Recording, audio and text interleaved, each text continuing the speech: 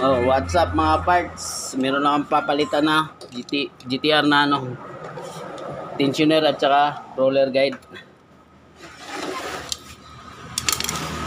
Oh, grabe. Bagsak na. Yan, okay na. Dito, okay na yan. Tanggalin mo yung cover.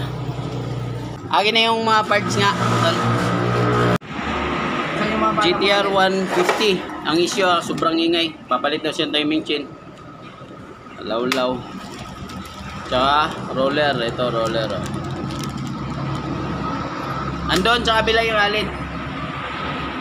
So ang makina nito, plus lang ng RS 150.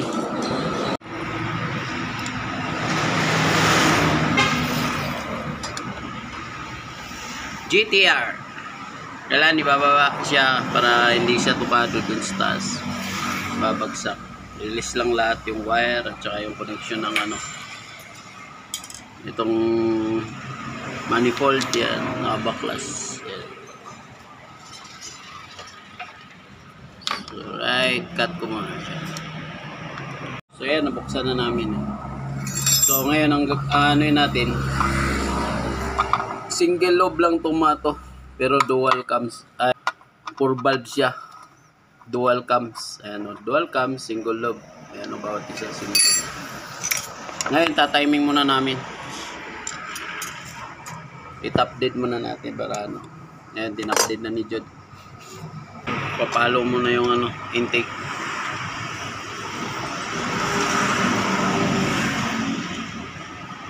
Ayan, papalo muna yung intake. Oops, pumalo na.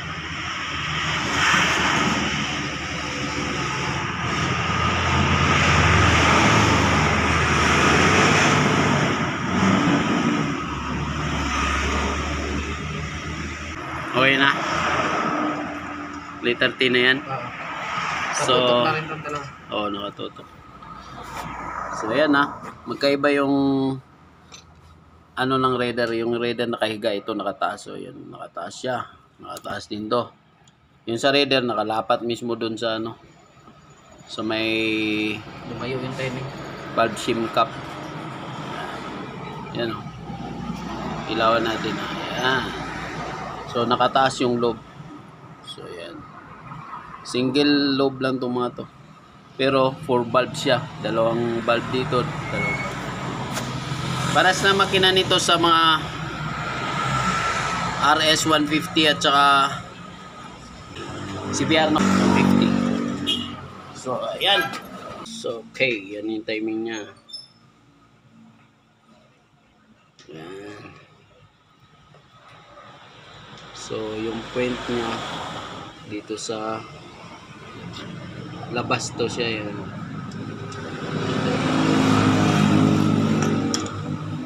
Itong araw na to, itong tuldok na to, yung puka niya dito sa may last. Tapos dito nun sa kabila, yung uka niya sa first. So, right, yan yung natin. Natin yung timing niya.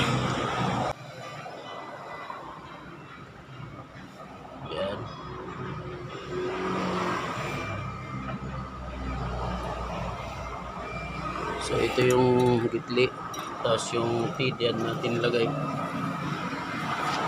Yung uka to nakatutok din dito sa first na pares ng pin. Yung uka pala nito nakatutok sa last na sa exhaust yan. Yan. Sa last na pares ng pin.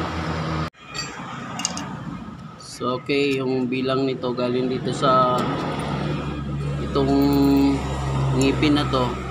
So dito tayo mag-uumpisa 14 siya. Dito, bago yung tuldok na yan. Itong ngipin na to.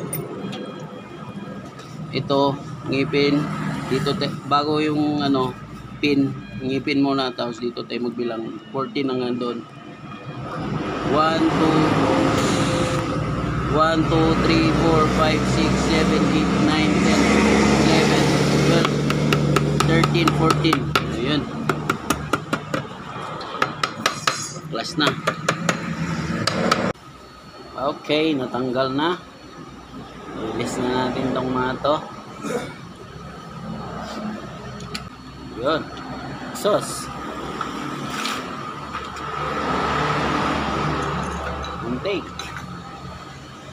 Yan. May marker tayo na nilagay. Cut muna natin. Biyakin ko tong ano. Head.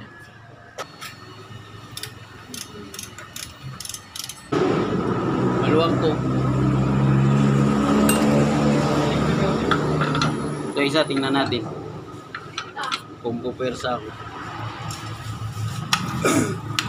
Dapat ganito, di ba? Pupersa ka. Kanina, ginanon ko lang. Buksan na to. Sigurado epekto ng ano, pag hindi na persa. Leaking. May moist na ano. Makikita mo may moist ito. May moist siya. Kaya, kailangan ipitan. Ipitan siya para walang moist. Ayun o, nasa gilid niya. Alright. Ito ang titingnan natin. Knocking sounds to, knocking. Okay. Balikan natin to. Wala problema dito. Linisin natin to.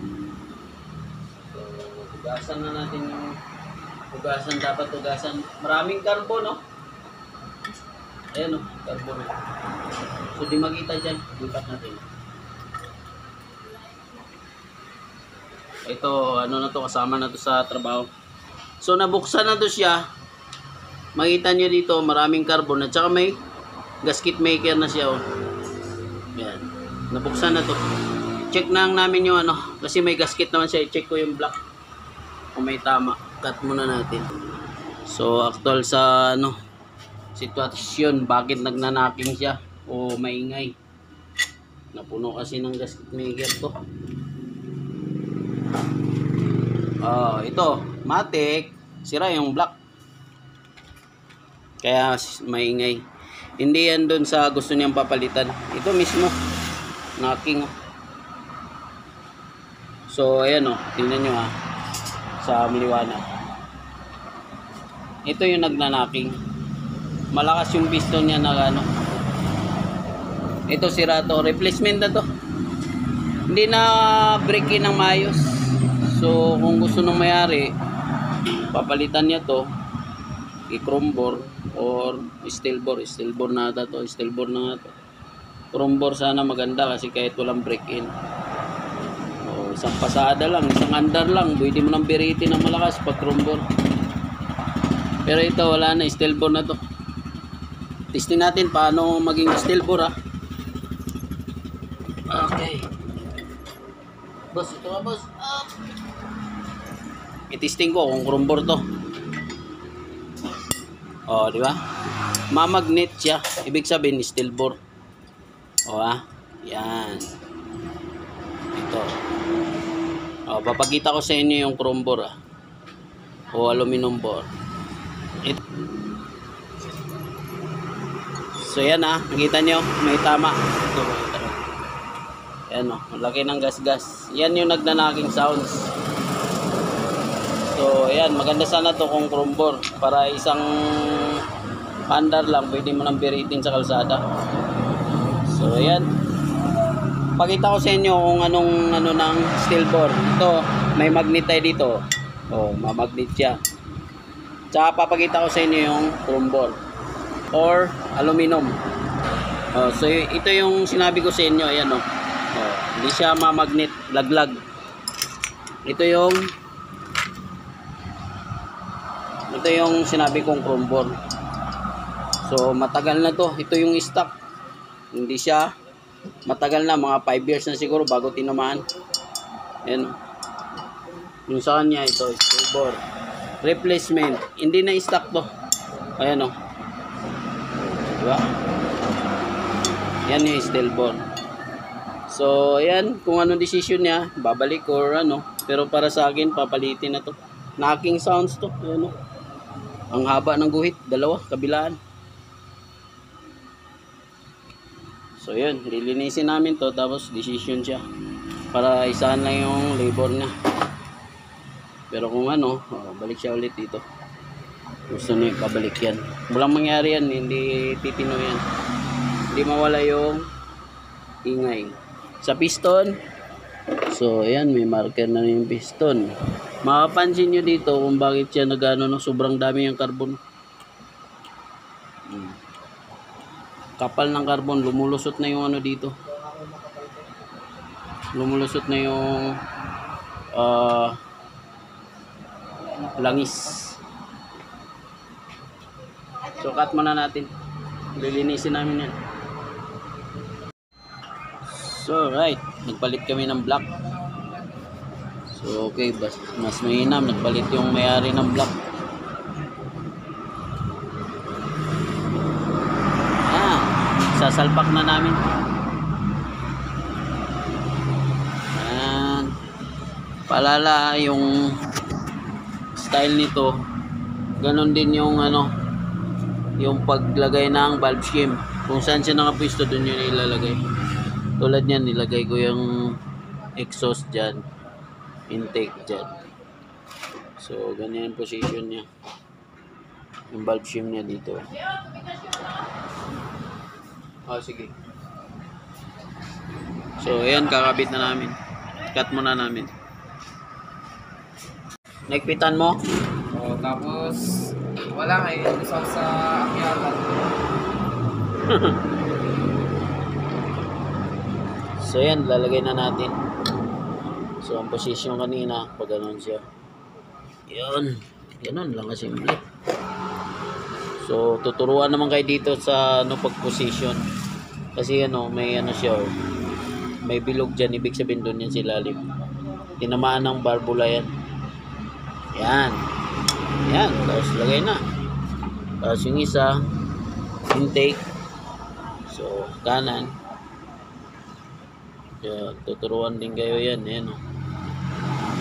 So yan, ganun siya. Napaka basic lang siya. So yan. Sa kaliwa, ganun lang. Mikos-mikos lang siya. So yan.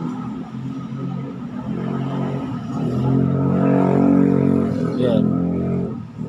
O, di ba? Tapos na. Cut muna natin. Salpak ko muna doon. Alright, nasalpak na. Tatiming na lang. O, ito na mga parts. Napakaangas. Ayan o. Kanina, tak tak tak tak. Ngayon, napakatahimik. Ayan o. Oo.